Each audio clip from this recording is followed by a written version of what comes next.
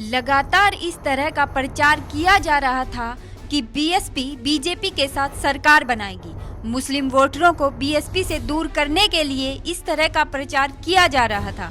लगातार इस प्रचार के बाद बीएसपी सुप्रीमो मायावती ने एक बड़ा बयान देकर लोगों के मुंह बंद कर दिए हैं।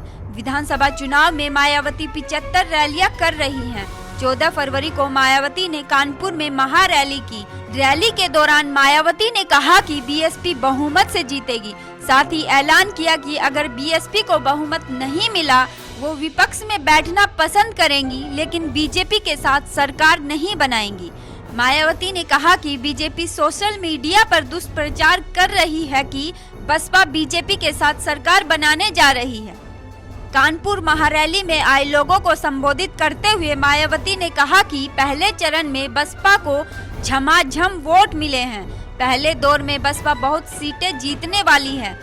दूसरे दौर में भी बीएसपी को झमाझम वोट मिलेगा। उन्होंने कहा कि मैं आपको हवाई बातें नहीं बता रही हूँ, मैं आपको जो जमीनी हकीकत है वो बता रही हूँ।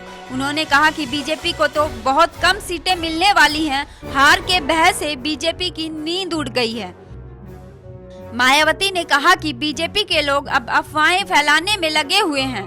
सोशल मीडिया पर झूठा प्रचार किया जा रहा है कि बसपा चुनाव के बाद भाजपा या सपा कांग्रेस से गठबंधन कर सकती है। मायावती ने कहा कि वैसे तो 101% बसपा की जीत पक्की है, लेकिन अगर कोई चूक हो गई या फिर कुछ कमी रह गई तो बसपा विपक्ष में बैठेगी, लेकिन बीजेपी से नहीं मिलेगी। मायावती ने आगे कहा कि बीएसपी उस बीजेपी के साथ कभी सरकार नहीं बनाएगी जिसके शासनकाल में हैदराबाद में रोहित वेमुला को आत्महत्या करनी पड़ी और गुजरात के ऊना में दलितों पर लाठियां बरसाई गई।